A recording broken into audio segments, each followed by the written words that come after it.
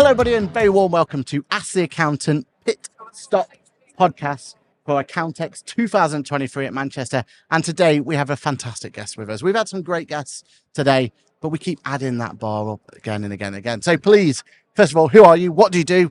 Why are you here? Great questions. I'm Kayleigh Graham. I'm the Head of Partnerships and Growth over at Telleroo, where we support accountants and bookkeepers with automating supplier and payroll payments. That's the boring bit. And then the fun bit is I'm also a speaker and columnist all around all things DEI in the accounting space. I love it, love it. And we'll talk more about Telleroo later. But first of all, why Accountants North? What do you feel? Because for us, this place has a little bit of a je ne sais quoi. It's got that... We can't quite put what it is. There's something a little bit special about it. But why for you? Why do you bother coming to this event? I just go where I'm told. No. Contractually, I was told to come here. No, I completely agree with you. I think Accountex Manchester is one of my favourites because it just feels like you get more time with people and you get more quality conversation instead of it being a badge scanning exercise or just how many leads can we get. I always feel like the conversations we have here are so much deeper than that. It's really tell me about your practice. Tell me about what's going on. What are you concerned about? And this feels like there's a lot more collaboration between vendors and everyone here as well, i.e. someone will mention a problem and we may well talk about Telleroo and Telleroo isn't the fit for them, but they'll mention something else. And I go, oh, have you spoken to these guys? And you walk them over and you introduce them to the person that you know there. And it feels like a really collaborative industry event as opposed to just hit stops of people going and scanning badges. Yeah, I think that's important, isn't it? And I think what helps here is that not one vendor's like completely overshadowing the other. Everyone gets that equal footing kind of thing. There's a couple of bigger ones here and there, right? But most, but those bigger ones in other events would be absolutely huge. They would be the size of this room, some of them, right? Yep. But I feel like this just levels up play. Feel like you said, you have those more meaningful conversations. So yeah, we love Accountex North. All right. Not long, or there's not too much time left of today's event, but what are you most looking forward to the rest of the event? I think for me, it's the afternoon conversation takes a little bit more of a personal tone. It's got alcohol in anything to it? Or? Potentially. I'm not drinking, so I can't comment. Okay. But it feels like in the morning, despite the fact this is definitely a more gentle event, people still show up slightly armoured up, extremely sold to, and a little bit like bracing themselves. And by the afternoon, I think you've worn through that. And so the people that are coming to the stand and having those conversations, by that point, they've absorbed a ton of really insightful, great content all day. They are filled with ideas of things they're going to take away, things they're excited to tell the team about. Their bags are full, so they're not just hunting for socks and pens anymore. And so the conversation is really meaningful. And it's actually... even instead of people just saying, tell me what you do at Telleroo, it's like, when did you guys start? What kind of clients do you work with? Like that conversation becomes way more reciprocal. So afternoon conversation is definitely my favourite. That and probably an energy drink. Yeah. Definitely. All right. So that's what you're most looking forward to. Well, what's been your highlight so far? What have you really taken away so far from Accountex North? I think today, the biggest takeaway for me has really been just understanding how other people are feeling about events. Both from vendor side and also visitors and attendees, because I think everyone is conscious of event list for next year. And it's a very hot topic, isn't it? Very hot topic, and people are especially really planning the early part of it. Packed. So it's just been really interesting to get the feedback on what people really like. And even just like on our own stand, what people really liked, what they didn't like. We've made a really conscious effort that when you walk past the stand, you can see very clearly what we do. And actually, I've gone around and I've had a look and there are some that don't do that. And I'm like, okay, great. That's something we're doing really, really well. And that seems to have resonated. People are walking past, they're stopping, they're reading it, and they're going, oh, you can see the light bulb moment. And then they're having that conversation. So it's been great to understand that, but also to reaffirm the pain points that we think we're solving, right? That's always great when you hear it coming out of people's own mouths and we're thinking about the roadmap and the things we know we're going to be releasing and hearing people say, it would be great if, and we're like, oh, we've nailed it. We're already on it. That's been really, really exciting. Good. Yeah, I feel like, again, you've already mentioned it, but I feel like that's what you get from this event, that more intimacy there. And I think that's where it works. All right. Okay. So that's been your highlight. These events, and I don't know about yourself, but we become veterans over time, right? And you start to get more and more used to them. But the one question we always keep coming back to is there's so much gets thrown at you. There's so many ideas you'll take away with vendors and accountants alike, right? What's your one tip to make sure that you go away from an event like this and actually it's accountable? You keep yourself accountable for it. What's that one tip that you go, you know what? That's how I make sure that I walk away from events making the most out of them.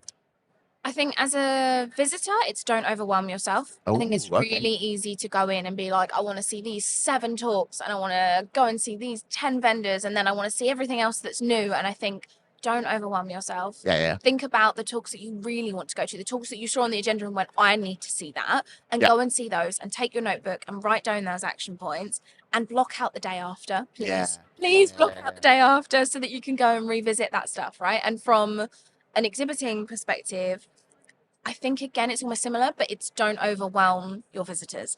They don't need 50,000 screenshots on your stand, and they don't need a full 30-minute walkthrough demo. They need to know what you do, what pain you solve, and maybe a nice something to walk away with. Yeah. And that's what it's about, right? Yeah, I completely agree on that one.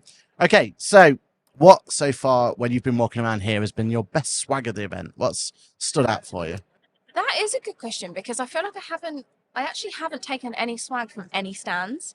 I've had one sticker from Fresh Pay that I stuck on my water bottle so I knew it was mine on the stand. And I've eaten several Telleroo cupcakes, which were also great, if I do say so myself. But otherwise, I haven't ventured. That might be my task after this. I feel like, in a good way, they've toned down the swag, right? We all love swag, and that's great. But it seems to be that everyone's taken note of what Accountech's trying to do now, right? About being more sustainable, being more, you know. So that's good, isn't it? And the fact that nothing's really like thrown in your face is probably a good thing. There's not, you know, that way. We've done it. We've done the win an iPad. We've done the let's order hundreds of pairs of socks. We've done all of these things. And this year we came with leaflets that tell you what we do and what it costs. We came with cupcakes that were a nice little we were talking to you. And then we had a handful of socks that were actually more for existing partners that didn't get them last time. Oh, really? Finding out. Yeah. Baby grows for people that have recently baby grows. Oh, wow. Oh, that's it. Yes, we're very inclusive. I like that a lot. In fact, there's a whole conversation, isn't there, at 5 o'clock today, talk over, I think it's 3 to 4, about parenthood. So that's 3 to 2, isn't it? But yeah, cool. Brilliant. All right. Okay. So that's the best swag. What do you love most about this industry? The people. Very cliche. Yeah. 100% the people. If you'd said to me 5 years ago, I was still working at NatWest, and I would have told you I want to be the CEO of NatWest. And if you'd told me in 5 years' time I'd be working with accountants and bookkeepers and that I'd absolutely love it, I would probably have laughed. But actually, as soon as you came, your eyes would have glazed over. I'd have gone, absolutely not. Banking is bad enough. No. Actually, I came into the space, and the people that I have met, the experiences I've had because of it, the friendships that I've made have been incredible. Right, next week I'm going on a workation up north with a bunch of accountants. And it's going to be incredible, and I'm so excited about it, right? And if you'd said that 5 years ago, I very much would have laughed. In fairness, the industry's changed, right? Like the Rachels of the world, and they've brought that to, and Heather and Bev and everyone else that's involved in that group. Like they've forced that on the industry, right? And that's for the good. And that's, we need more people to be pushing that forward. All right, you've told us what you love about the industry, but what would you change about the industry? Where do I start? Okay.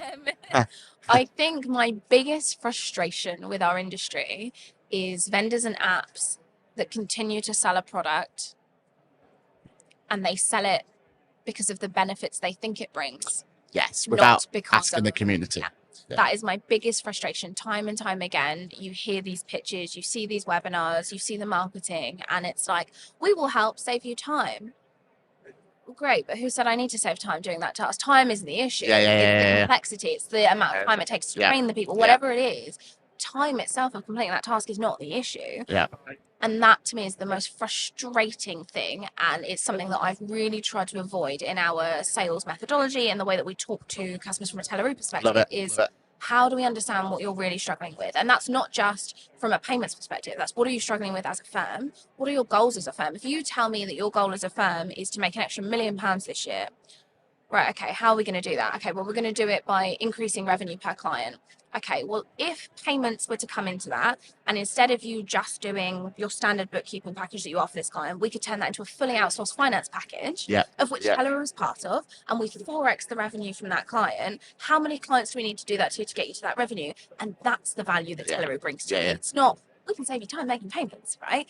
And those are the conversations that I'm having, and those are the conversations that get me excited. And then when we catch up, it's not, how many clients have you added to Telleroo, Mr. Accountant? It's how many clients have you upsold your new package to? How's that going? How are you finding that? How are clients responding to that? How are you messaging that? Let's have a catch up with your marketing team. And we end up getting involved in lots of conversations that aren't typically a Telleroo based conversation, but they're the conversations where we really make a difference, right? Because the reality is, if you just want to sign up and make 5 payments for a client, you can do that without needing a call with me, right? You can sign up and use it forward. Yeah. That's my biggest frustration. And I think that's a big change in the industry, right? Because we've definitely seen it in payroll, race to the bottom for all accountants out there. Let's just try and get as cheap as possible, X amount per payroll, £2 per payroll, whatever it's going to be.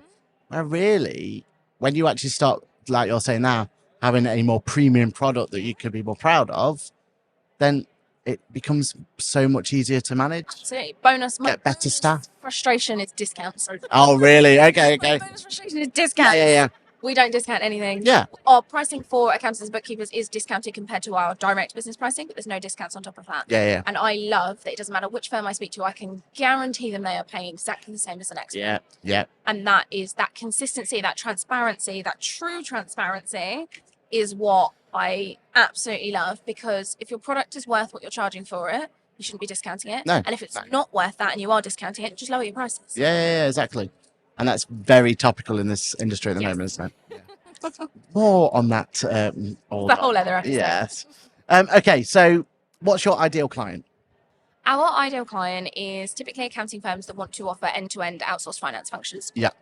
The reality is we have a whole bunch of clients that don't fit in that. We've got bookkeepers that actually, it's just a case that the client's given them access to their bank account to make payments, and it's a pain in the backside. So they use us to support that. But if we're talking ideal client where we get the most uptake, where they really see the benefits, it's those firms that are offering that end-to-end outsourced support, or usually a fixed monthly package. Some that are even going further and offering like outsourced MD support alongside that. But those ones where they are holistically looking at the entire finance function, and whilst payments is only a small part of that, for us, it means you've streamlined everything else and everything works beautifully, and we're able to put payments on the end of that with little to no kind of hiccups. I love it.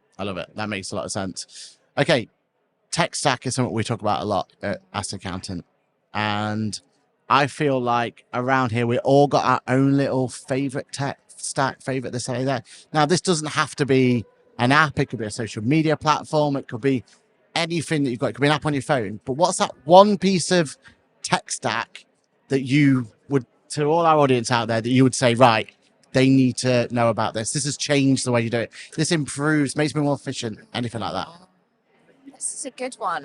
And probably one that you've heard quite a lot, but I'm going to go ChatGPT. Yeah. Okay, brilliant. But not necessarily in the like, can you do this for me? Can you do that for me? But I really like it for just taking things that take up brain capacity that don't need to, and just removing those.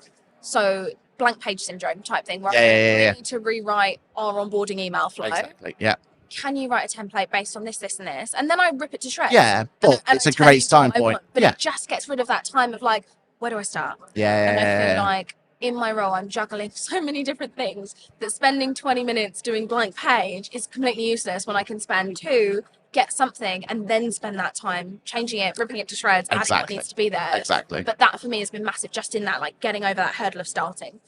I mean, it leads directly into our next question, which is how do you feel about AI? Because you look around the vendors, a few of them are just using it as marketing buzzwords, really. Yeah. A few of them are starting to take it more seriously. But what do you think? Do you think, I mean, it sounds like you're very positive about it, but is it a positive shift for the industry, or what's your thoughts on it? I have two kind of thoughts on this. Go for it. I really like it from a productivity perspective. I think there's lots that it can do. I have 2 concerns. One is around diversity and inclusion. Yeah. Okay. And brilliant. the fact that you can teach bias into these things. Yeah. If you don't correct that in itself, it can continue to spiral. We're just going to go backwards. Become more and more biased. Yeah. We've done a lot of work and conversation around shifting that. When I first started talking about diversity and inclusion in the accounting industry 3-4 years ago, the response was very different from the packed out talks that I do now. Yeah. I can imagine. So that's definitely a concern, is how do we combat that? And I am not an AI specialist. I can't give the answer to that. Yeah. But there are people that are, and I find that really interesting listening to what they're doing to combat that. Brilliant. Yeah. Particularly if we're going to start bringing it into things like hiring and that side of things. So I think that's interesting. And the other piece is that I worry that we're talking about AI and it coming in and it changing people's jobs. Yeah. But are we putting enough time, effort, resource into training the human soft skills that AI can't replace? Yeah. Because actually things like AI, but even things like offshoring, etc., if we're taking a lot of that work and we're moving that out, what are we replacing that with? Are we giving our people the skills, the things that they need? You hear from partners regularly at the moment, we can't get trainees with the right work ethic. We can't get people that are just go-getters. We can't get people that want to pick up the phone to clients. Okay, but what are you doing to train that into them? Are you just moaning that they don't automatically come with that? Or are you trying to make change? Right? You used to have to pick up the phone and do these things. You used to have to knock on a door and make sales. You don't now. You can sit in your bedroom and sit on social media and never speak to anyone. Whilst I appreciate it's a frustration for certain generations, there's also an appreciation of the skills that those people then bring, but the need and the support that they have is different. Yeah. I suppose the challenge that we've got is that now the world's changing, remote learning and everything else. We've got to really think about it, haven't we? Like we've got to find a way to break down those barriers, because otherwise we're just, there's going to be a shortage. So I'm doing a remote work masterclass for one of the accounting bodies, because brilliant.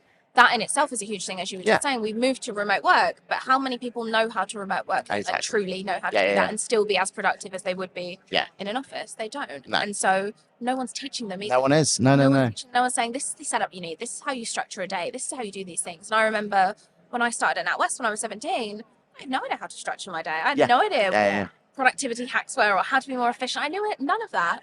And if someone hadn't sat me down and gone, this is how I structure my day, but here's other ways you could do that, or this is what works for me, but you could try this. If no one had done that, I wouldn't be where I am now, that's for sure. Exactly right.